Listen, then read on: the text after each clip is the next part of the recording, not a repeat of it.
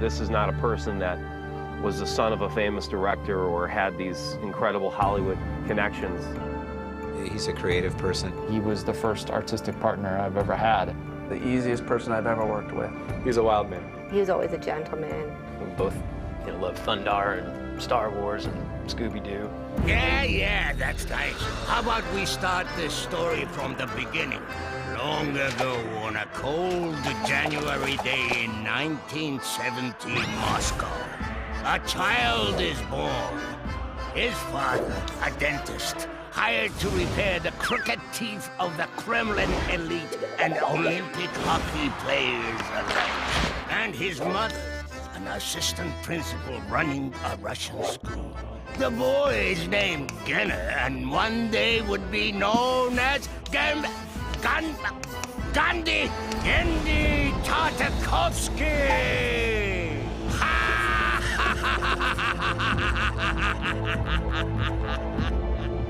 Genndy and I were born in Moscow. We grew up there for 8 years.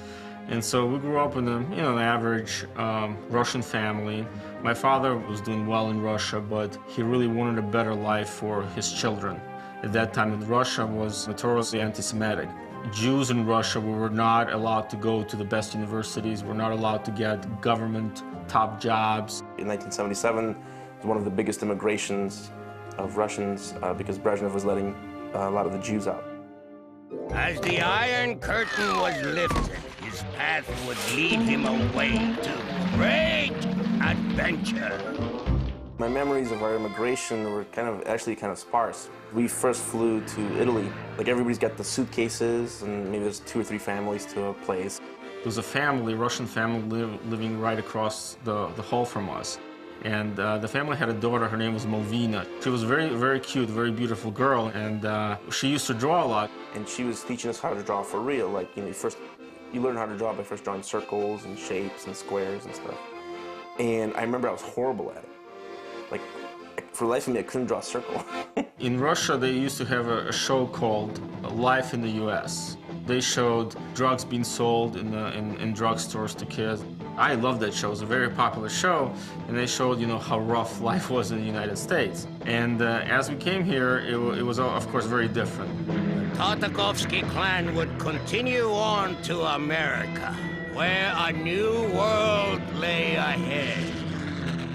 One of my first memories is we went to a 7-Eleven, I think it was, and for the first time in my life, there was a comic book rack. And all of a sudden, I see a Super Friends comic book. And it was like the first comic book I ever bought. And as soon as I opened it and read it, and it was just amazing, and that's what kind of like brought me into that comic book world and drawing from comics. And something about cartooning I fell in love with, and I can't get rid of it. He had found his passion, and now he would find a new home in the Windy City, Chicago!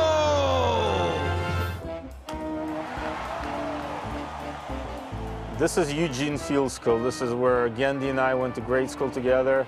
Genndy started here in 3rd grade. I was always very excited about the first day of school and meeting all the new people, even though it never ended up to be this great, like, oh, welcome to our new school, and you're the new kid, and, you're gonna be our new best friend. It was never quite like that.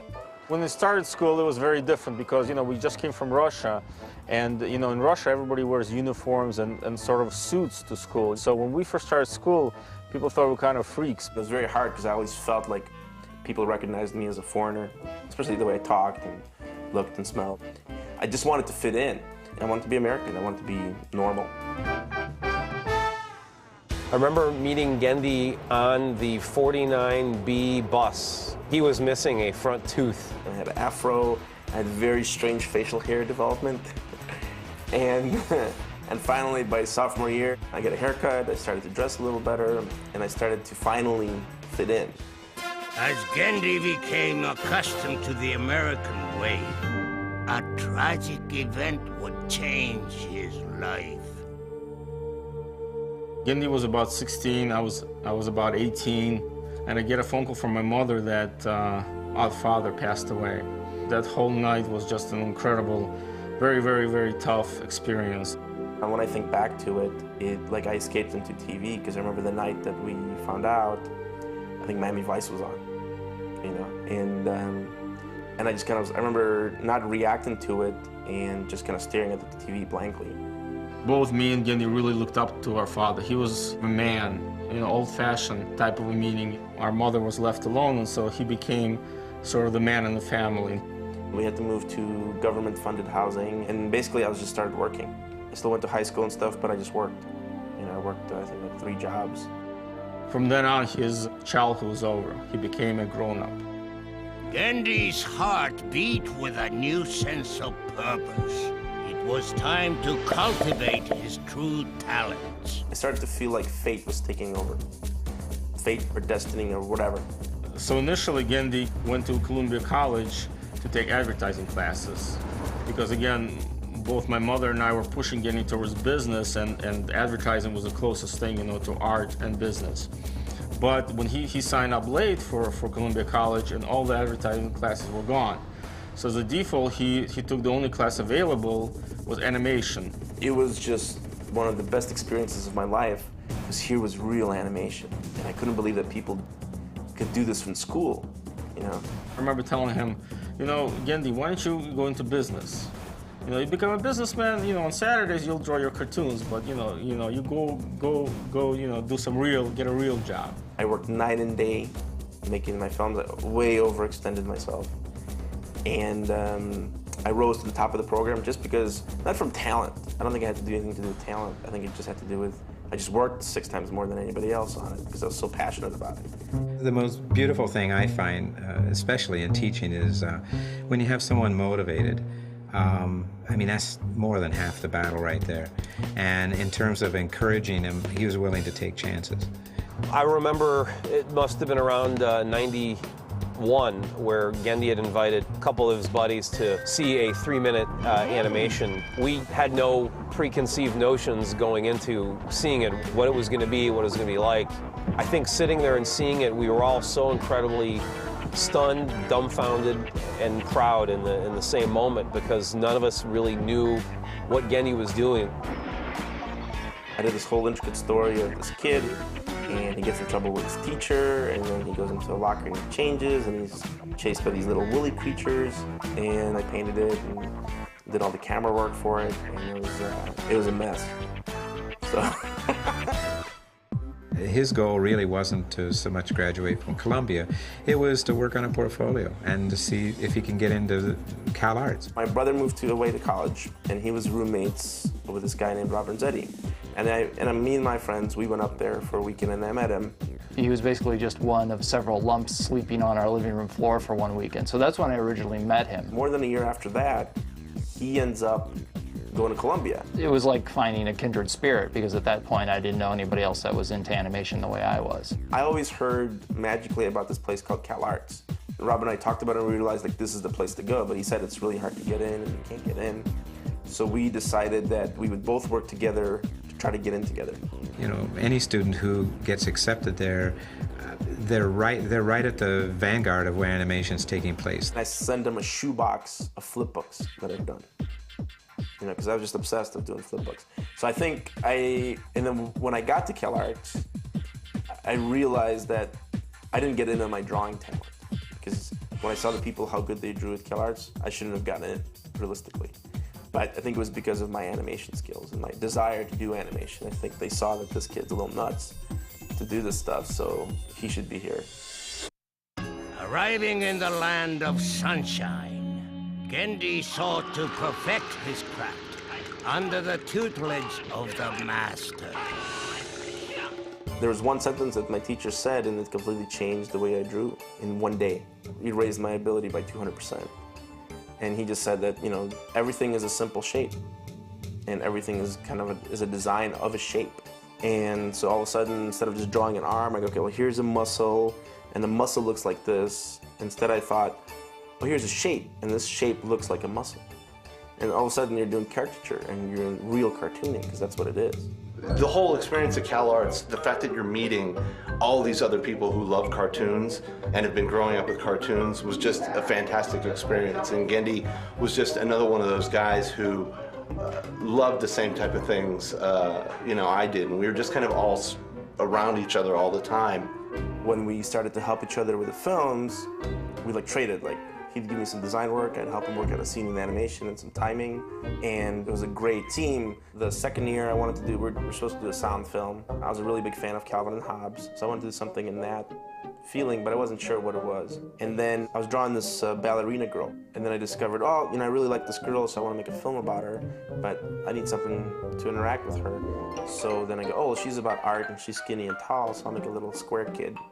And if she's about art, he's about science. Oh, maybe he's got a lab in his room, and she comes in and plays with him.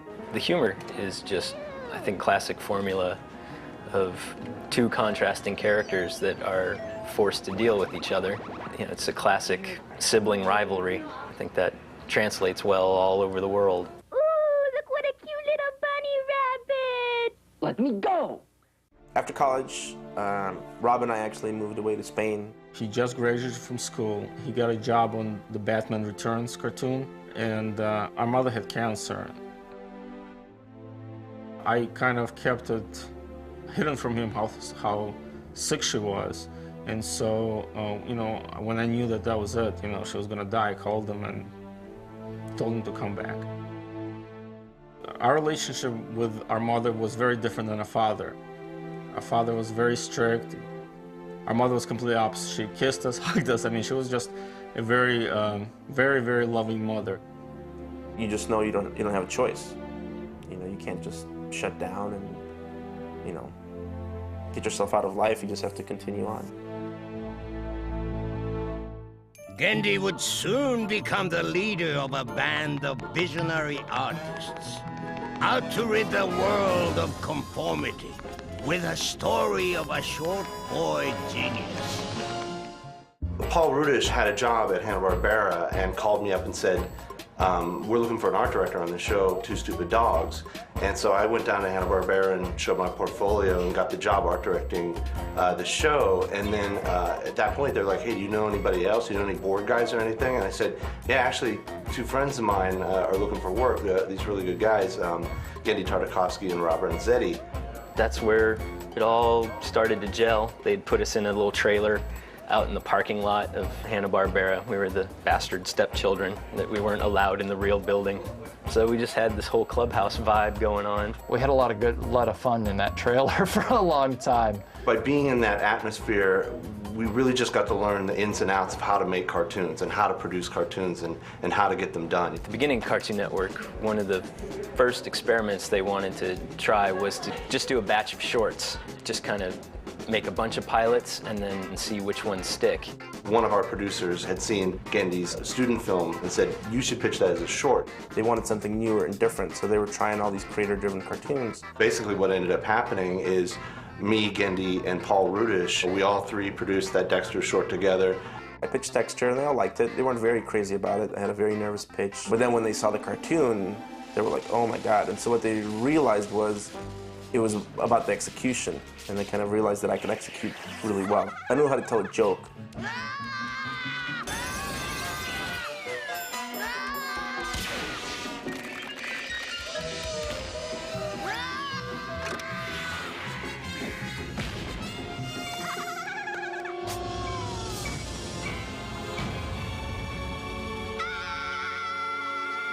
So it's not like it came out and I got 50 phone calls the next day. It wasn't like that at all. It was like very, very slow. It wasn't until the Dexter got nominated for an Emmy, all of a sudden it became more in the spotlight. At last! No great story is complete without romance. So cue the romance! It was 1995. I've been working at Hanna-Barbera for about 3 years when I first saw her. The first time I met Genndy was at a lunch truck. I proceeded to give her the vibe. He was standing behind me and I was ordering, and he sort of casually asked me out. Then about 3 or 4 years later, Randy brings her over to my barbecue, and she still looked great and she seemed real nice. When I was doing Dexter, I think I lost like 2 girlfriends. Just because I knew I had to make the ultimate commitment, because it's my first show and sometimes that's the only chance you get. When I met Dawn and I go, okay, well, I don't want to lose this one. I had to make time for her. And from our first date, we clicked and we saw each other every day. We didn't miss a day until we got married. Genndy is basically a superman. He is 100% husband, 100% father, 100% career person. A man of vision always desires to create something new. This desire was quenched with a pajama-wearing warrior and a brilliant shape-shifting master of evil. We had been hankering to sink our teeth into some action stuff. You know, throughout Dexter, and there's plenty of action, but it was always, you know, silly or comedy action, and we really wanted to get into some real choreography and hardcore fighting sequences and stuff. By that time, you know, Dexter was successful, and I was having dinner with my boss, Mike Lazo, at the time, and I told him about what I wanted to do, kind of the bare bones. I wanted to do a really highly stylized action show with maybe simple stories, but like with 15 minutes of fighting. And he goes, "That sounds great, let's do it."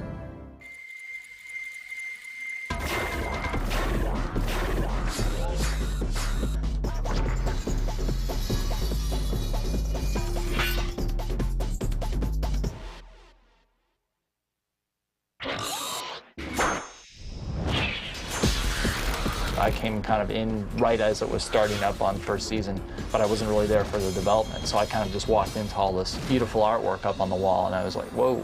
The thing about Samurai was it was one of our last opportunities to work on that sort of old style classic animation, and since everything is now becoming CG. We try a lot of different things cinematically, and I think it feels, maybe that's the key, it feels very cinematic. It doesn't feel like a TV show so much, but a lot of them feel much more grander on a bigger scale. And just the pure choreography that we do for some of the fights, you just never see it on television. I mean, I think Genndy gave us an opportunity to all do our best work. I think that's the difference. You know, he brought the whole crew along to work on a great show, and we all won awards for it.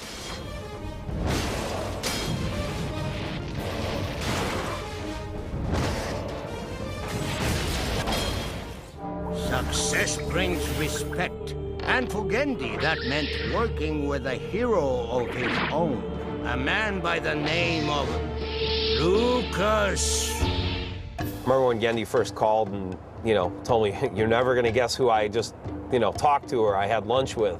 Genndy came to me and said, "How do you feel about working on Star Wars?" And I was like, awesome.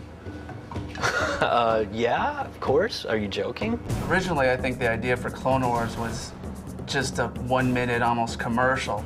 And I think when he found out that it was Genndy Tartakovsky and the Samurai crew, I think he was willing to let it be this longer 3-minute thing where we could actually do something really good. So it was great, and the whole Star Wars experience was good because he really supported us. He really liked what we did, and I think he even changed maybe some things that he was doing based upon some of the stuff we did, maybe. And that is the end. Wait!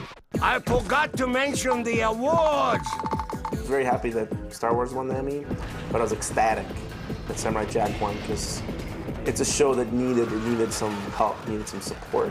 And I was like the underdog, you know, beat out Simpsons, South Park, you know, SpongeBob. Huge, successful shows. One of the hardest things I think about success is what do you do next? Where do you go from there? And the fact that, you know, Dexter is very different than Samurai Jack, and he's able to change styles. I've seen a couple episodes of Samurai Jack projected on the big screen, and it's a completely different experience.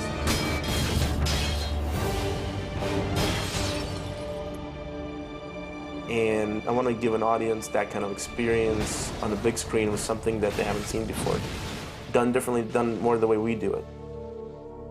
I think Genndy's really the same guy that we all played football with or that we all hung out with in high school and college. He's seen that believing in your own style and what you want to do and what you want to say actually pays off, and it's much better than kind of doing something because it's popular or it's what the masses want to do.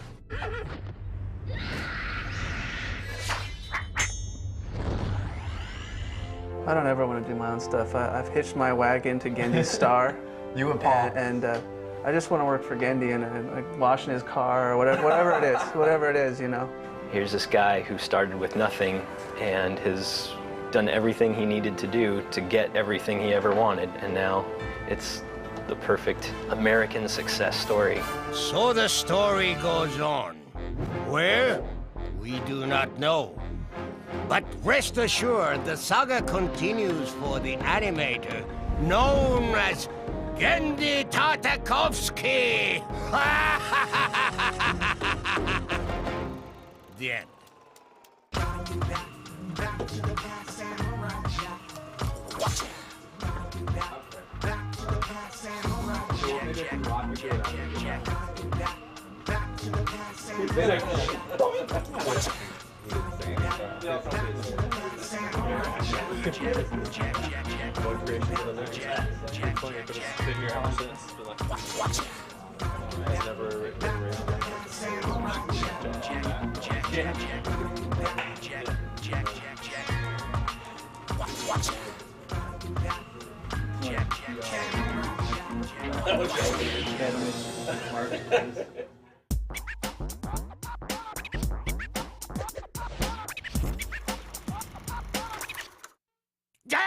Tartakovsky guy!